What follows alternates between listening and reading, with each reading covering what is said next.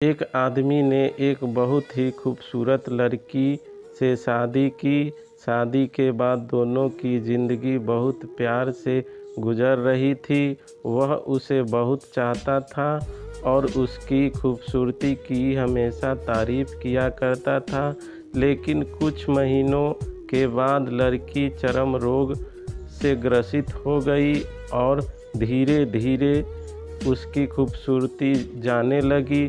खुद को इस तरह देख उसके मन में डर समाने लगा कि यदि वह बदसूरत हो गई तो उसका पति उससे नफ़रत करने लगेगा और वह उसकी नफ़रत बर्दाश्त नहीं कर पाएगी। इस बीच एक दिन पति को किसी काम से शहर से बाहर जाना पड़ा। काम ख़त्म कर जब वह घर वापस लौट रहा था, उसका एक्सीडेंट हो गया। एक्सीडेंट में उसने अपनी दोनों आँखें खो दी, लेकिन इसके बावजूद भी उन दोनों की ज़िंदगी समान तरीके से आगे बढ़ती रही। समय गुजरता रहा और अपने चर्म रोग के कारण लड़की ने अपनी खूबसूरती पूरी तरह गंवा दी।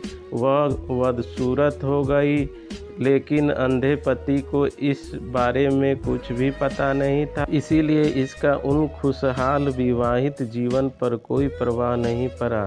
वह उसे उसी तरह प्यार करता रहा।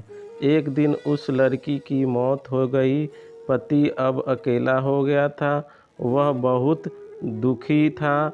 वह उस शहर को छोड़कर जाना चाहता था।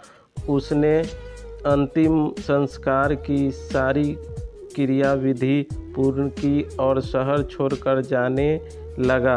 तभी एक आदमी ने पीछे से उसे पुकारा और पास आकर कहा, अब तुम बिना सहारे के अकेले कैसे चल पाओगे?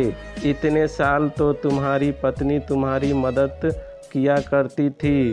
पति ने जवाब दिया, दोस्त, मैं अंधा नहीं हूँ।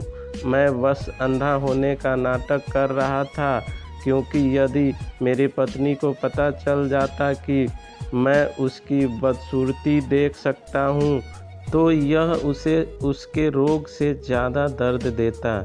इसीलिए मैंने इतने साल अंधे होने का दिखावा किया। वह बहुत अच्छी पत्नी थी, मैं बस उसे खुश रखना चाहता था।